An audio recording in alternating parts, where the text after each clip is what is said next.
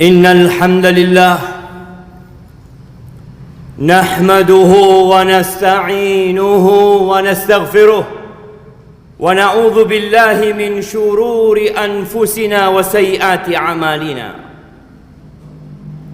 من يهد الله فلا مضل له ومن يضلل فلا هادي له وأشهد أن لا إله إلا الله وحده لا شريك له له الملك وله الحمد وهو على كل شيء قدير وأشهد أن محمدا عبده ورسوله وحبيبه وخليله صلوات ربي وسلامه وبركاته عليه وعلى آله وأصحابه ومن تبعهم بإحسان إلى يوم الدين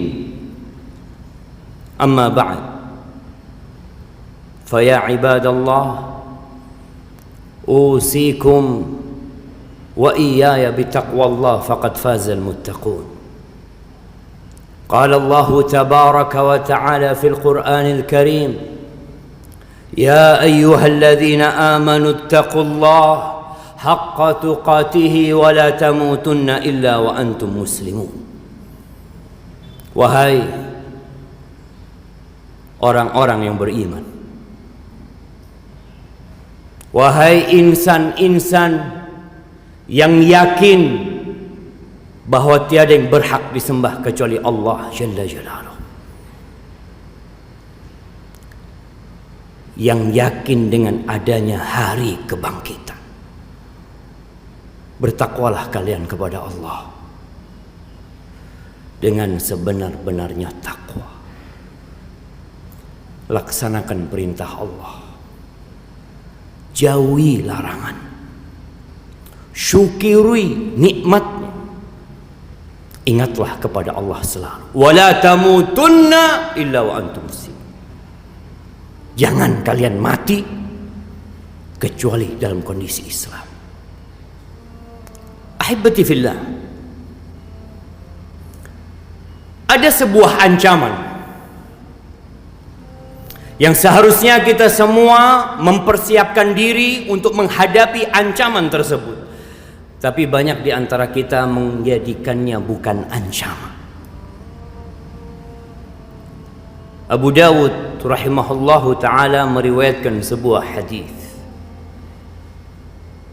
bahwa pada suatu hari Ummul Mukminin Aisyah radhiyallahu ta'ala anha menangis.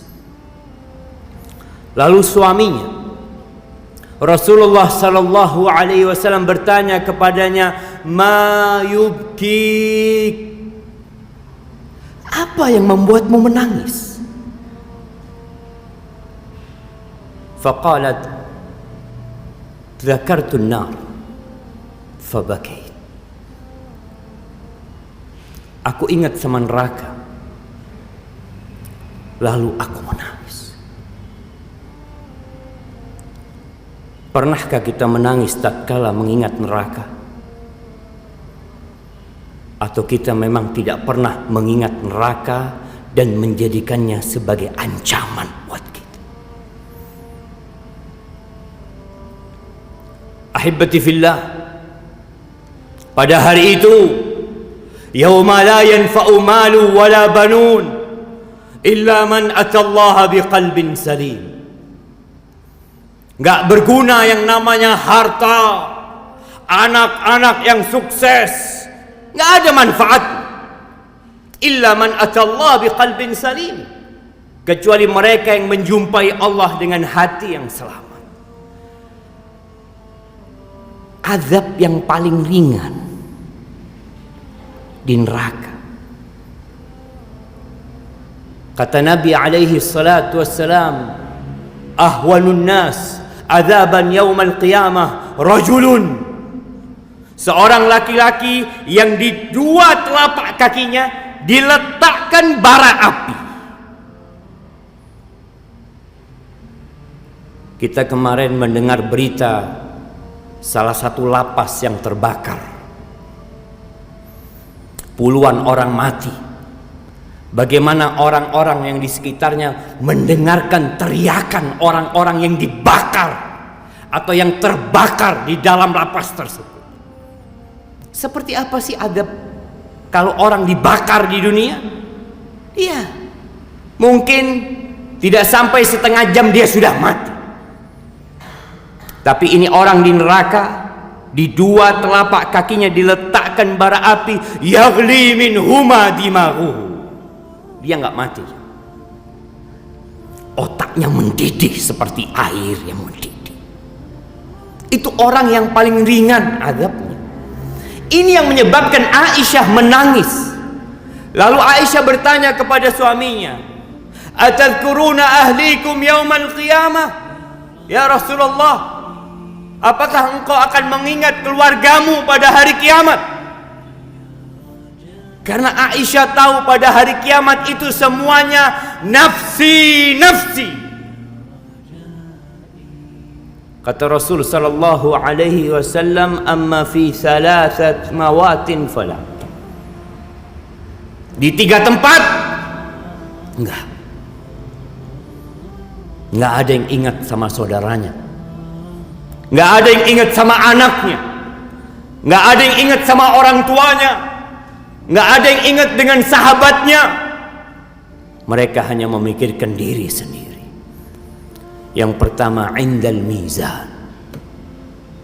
Ketika kita di dalam timbangan, tatkala amal itu ditimbang, tatkala kitab kita ditimbang, tatkala diri kita ditimbang, kita hanya ingat diri kita. Sampai dia tahu apakah timbangan kebaikannya lebih berat atau timbangan keburukannya yang lebih berat. Yang kedua, inda tatayuris suhuf.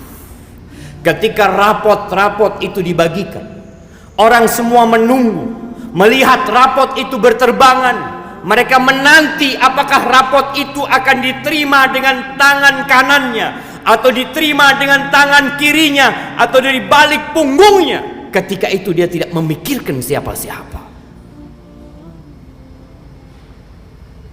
Dan yang ketiga, indas sirat. Ketika mereka melewatin sirat, jamaah, kita tidak akan masuk surga kecuali kita melewati neraka jahanam. Siapapun, para nabi, para wali, orang-orang soleh, Allah sudah tetapkan, wa in minkum illa wariduha. Tidak ada satupun dari kalian melainkan akan melewati neraka. Semuanya. Kana ala rabbika hatman maqdiyah. Itu sudah keputusan Allah. Ada seorang yang menangis tatkala mendengar ayat ini. Dia mengatakan, Allah menyampaikan, Allah menginformasikan kalau kita semua bakal melewati neraka, tapi kita tidak dikasih informasi kalau kita akan selamat dari neraka. Ketika di sirat itu, semua memikirkan diri mereka masing-masing. Ahibati fillah, berkaitan dengan neraka ini, yang terkadang kita lebih takut sama COVID-19 daripada neraka. Semua pakai masker, semua menjaga jarak, tapi banyak yang tidak sholat, banyak yang tidak takut sama Allah Azza wa Jalla. Datang ke masjid cuma hari Jumat, tiap hari berangkat ke tempat kerjanya, dari pagi dia meninggalkan rumahnya sampai sore. Tapi azan dikumandangkan, kadangkala tidak tergerak hatinya untuk datang ke rumah Allah Azza wa Jalla. Apakah engkau tidak menganggap neraka ini ancaman? Rasulullah sallallahu alaihi wasallam dalam cerita Nu'man bin Bashir dari atas mimbar, Nu'man itu menceritakan, aku mendengar Rasulullah sallallahu alaihi wasallam berpidato di mimbar kota Madinah, di mimbar Masjid Nabawi. Beliau mengatakan dengan suara yang lantang, "Anzartukumun nar, Andartukumun nar, andartukumun nar. Aku peringatkan kepada kalian, selamatkan diri kalian dari api neraka. Selamatkan diri kalian dari api neraka. Aku peringatkan kalian, ada neraka yang menanti kita. Itu dilakukan oleh Rasul sallallahu alaihi wasallam. Abul Jauza, seorang alim ulama, dia mengatakan, andai kata aku punya kekuasaan, aku akan meletakkan di menara kota Basrah seorang yang kerjanya hanya teriak dari menara itu, memperingatkan kepada orang yang berlalu lalang dengan ucapannya an-nar, an-nar, neraka, ada neraka di sana. Karena kita lupa dengan neraka itu. Kita sibuk mengumpulkan harta yang seakan-akan dapat menambah umur kita. Apakah orang-orang kaya tambah umurnya? Apakah dengan hartanya mereka dapat kekal dan abadi hidup di dunia? Sebutkan orang-orang terkaya di dunia ini, satu persatu mereka mati, dan ada neraka yang menanti di sana. Adapun kata Malik bin Dinar, dia mengatakan, kalau aku punya kekuasaan, aku akan letakkan di semua menara kota-kota di dunia ini seorang yang teriak mengatakan an-nar, an-nar, neraka, neraka. Wallahi jamaah, kadangkala kita sibuk dengan dunia kita, lupa bahwa neraka menanti kita. Rasulullah sallallahu alaihi wasallam, ketika Allah perintahkan kepadanya untuk berdakwah dengan terang-terangan, wa anzir ashiratakal aqrabin, peringatkan keluarga-keluarga dekatmu. Nabi naik ke sofa, dipanggil tuh orang-orang Quraisy, kumpul di sana, dipanggil satu persatu, ya Bani Ka'ab bin Lu'ay, ya Bani Abdi Manaf, ya Bani Hashim, ya Bani Abdul Muttalib, anqidhu anfusakum minan nar. Kalian selamatkan diri kalian dari api neraka. La uni ankum minallahi syai'a. Aku gak bisa berbuat apa-apa untuk menyelamatkan kalian kalau Allah memasukkan kalian ke neraka. Kalian yang menyelamatkan diri kalian sendiri. Lalu beliau memanggil putrinya sendiri, ya Fatimah binta Muhammad, ankidhi nafsaki minan nar. Wahai Fatimah, putri Muhammad, selamatkan dirimu dari api neraka. Para orang tua punya tugas, tidak hanya mengumpulkan harta, bekerja dan bekerja. Dia berpikir bahwa kewajiban dia adalah menyenangkan hati anak-anaknya. Di mana? Di dunia. Berapa lama kita dapat menyenangkan hati anak-anak kita? 100 tahun? Enggak. 200 tahun? Tidak. Hanya sebentar.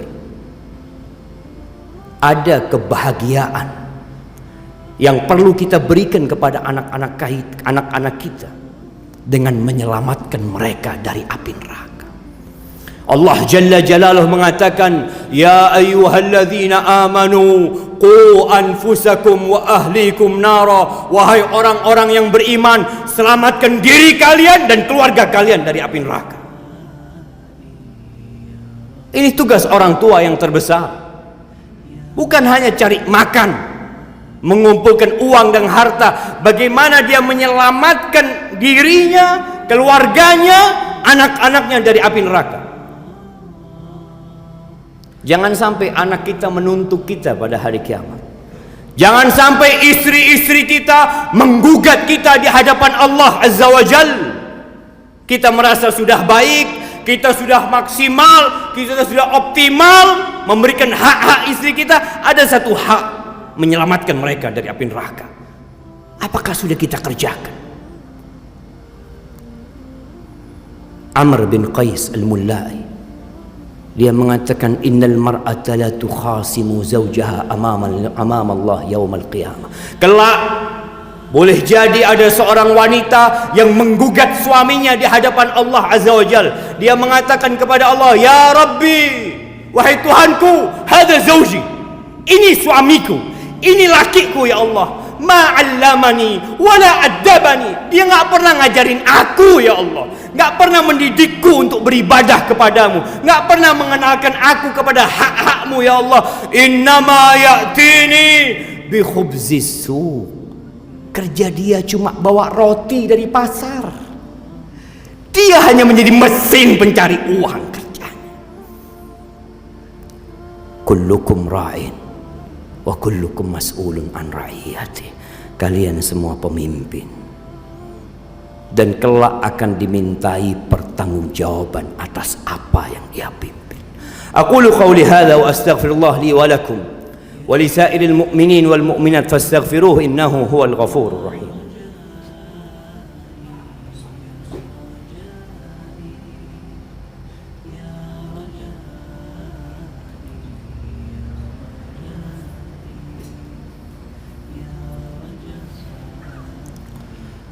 Alhamdulillah wa kafa, wassalatu wassalamu ala nabiyil mustafa wa ala alihi wa ashabihi wa man iktafa, amma ba'd. Ahibati fillah, untuk menyelamatkan diri kita dari api neraka, yang pertama adalah dengan mentauhidkan Allah Azza wa Jalla dan tidak menyekutukannya dengan sesuatu apapun. Ini kunci masuk surga. Bagaimanapun baiknya manusia, tapi kalau dia tidak bersaksi la ilaha illallah Muhammad Rasulullah, neraka tempatnya. Allah mengharamkan surga buat orang-orang kafir. Bagaimana baiknya paman Rasul sallallahu alaihi wasallam, Abu Talib, membela Nabi alaihi salatu wasallam dalam dakwahnya. 10 tahun dia pasang badan, dan dia pula yang merawat Nabi alaihi salatu wasallam tatkala kecil. Tapi tatkala pamannya tidak mau mengatakan la ilaha illallah, padahal Rasulullah sallallahu alaihi wasallam datang mengatakan kepada pamannya, ya am, paman, qul la ilaha illallah, katakan la ilaha illallah, kalimatan uhaju bika indallah. Katakan la ilaha illallah, sebuah kalimat yang aku akan membelamu di hadapan Allah dengan kalimat ini. Tapi pamannya mati di atas kekufuran dan kesyirikan. Satu-satunya dosa yang tidak diampuni, syirik. Oh, kalau gitu saya sudah Islam, saya sudah berangkat haji, saya sudah umrah, saya puasa Ramadan, saya bangun masjid, saya sedekah. Alhamdulillah. Tapi bukan berarti engkau aman dari kesyirikan. Allah mengatakan kepada Nabi alaihi salatu wassalam, walaqad uhiya ilaika, telah diwahyukan kepadamu, yakni kepada Nabi alaihi salatu wassalam, wa ilal ladzina min qablika, dan kepada orang-orang sebelum Nabi, nabi-nabi sebelum Nabi Muhammad alaihi salatu wassalam, la in asyrakta la yahbatanna amalu, kalau engkau melakukan dosa syirik semua amalanmu gugur. Itu Nabi, dan tidak mungkin Nabi melakukan kesyirikan. Tapi Allah mengingatkan, sesoleh apapun, sebaik apapun, kalau engkau melakukan kesyirikan, gugur semua amalanmu. Wala takunanna minal khasirin, engkau pasti menjadi orang-orang yang merugi. Maka jaga tauhid kita, selamatkan dari semua dosa syirik. Yang ini menuntut kita untuk belajar mana sih yang dosa, mana yang bukan dosa. Yang kedua, yang wajib-wajib kerjakan, laksanakan rukun Islam. Jaga itu rukun Islam. Allah mengharamkan atas neraka tempat-tempat sujud kita. Nggak bakal neraka dapat menyentuhnya. Tapi bagaimana orang yang tidak pernah sholat, tapi mati minta disolati sama warga? Dia hidup nggak pernah ke masjid, mati minta dibawa ke masjid, minta orang kampung menyolatin dia. Laksanakan perintah Allah yang wajib-wajib. Yang ketiga, berdoa. Sebagai bentuk keyakinan kita akan ancaman neraka ini adalah berdoa. Kita takut dengan COVID, kita berdoa minta tolong, ya Allah. Allahumma inni a'udzubika minal baras wal judham wa sayyi'il asqam. Ya Allah, aku berlindung kepadamu dari penyakit kulit yang putih semuanya, dari kusta, dan dari semua penyakit-penyakit yang buruk. Kita berdoa, kita takut sama COVID-19. Apa doamu supaya diselamatkan dari api neraka? Rasul SAW mengatakan, barang siapa yang meminta perlindungan dari api neraka 3 kali, neraka akan mengatakan, Allahumma a'idhu minan nar. Ya Allah, selamatkan dia dari api neraka. Maka teruslah berdoa memohon, Allahumma inna nas'alukal jannah wa na'udzubika minan nar. Sebelum tidur baca doa. Kebanyakan doa yang kita hafal, bismikallahumma amutu wa ahya. Bas. Ada banyak doa. Di antara yang dibaca Nabi alaihi salatu wassalam setiap malam sebelum beliau tidur, beliau mengatakan, Allahumma qini azabak yauma tab'atsu ibadak. Ya Allah, selamatkan aku dari azabmu pada hari engkau membangkitkan hamba-hambamu. Itu Nabi sebelum tidur baca itu 3 kali beliau baca. Setiap sholat sebelum salam beliau berdoa lagi mengatakan, Allahumma inni a'udzubika min azabil qabri wa min azabi jahannam. Ya Allah, aku berlindung kepadamu dari azab kubur dan azab jahannam. Perbanyak doa mohon sama Allah. Ajarkan doa ini kepada anak-anak kita, ajarkan kepada istri kita, sampaikan kepada istri kita, dudukkan dia, sampaikan istriku, anak-anakku, ingat ada neraka yang kita harus melewati bersama. Kita harus bareng-bareng menyelamatkan diri dari api neraka. Harus saling mendukung, saling menasehati, sehingga siapapun yang dahulu masuk surga, semoga dia kelak dapat memberikan syafaat kepada yang lainnya. Ahibati fillah, hari ini hari Jumat, harinya bersalawat kepada Nabi alaihi salatu wassalam. Perbanyak salawat kepada Nabi alaihi salatu wassalam. Beliau yang telah mengajarkan segala kebaikan kepada kita.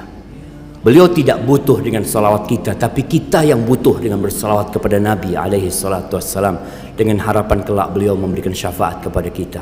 Allahumma salli wa sallim wa zid wa barik wa an'im ala sayyidina wa maulana Muhammadin. Allahumma ighfir lil mu'minina wal mu'minat wal muslimina wal muslimat al ahya minhum wal amwat innaka sami'un qaribun mujibud da'awat ya qadiyal hajat. Allahumma inna zalamna anfusana wa in lam taghfir lana wa tarhamna lanakunanna minal khasirin. Rabbana la tuzigh qulubana ba'da idh hadaytana wa hab lana min ladunka rahmah innaka antal wahhab. Allahumma qina 'adzabaka yawma tab'atsu 'ibadak. Allahumma qina 'adzabaka yawma tab'atsu 'ibadak. Allahumma qina 'adzabaka yawma tab'atsu 'ibadak. Rabbana atina fid dunya hasanah وفي الآخرة حسنة وقنا عذاب النار وسبحان ربك رب العزة عما يصفون